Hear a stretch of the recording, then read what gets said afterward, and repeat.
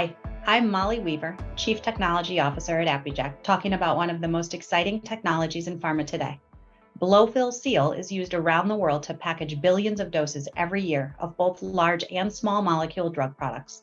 At ApiJect, we're advancing fill finish and injection technology with BFS, and we're using it to solve all kinds of drug delivery challenges. If you have technical questions about BFS, you can get insights in our new video series, Did You Know? These are very short videos where ApiJect engineers, developers, and production managers discuss topics like how does BFS handle drugs that are light sensitive or oxygen sensitive? What is the role of injection molding? How is temperature controlled for delicate biologics? Tune in for answers and feel free to send us your questions. Did you know?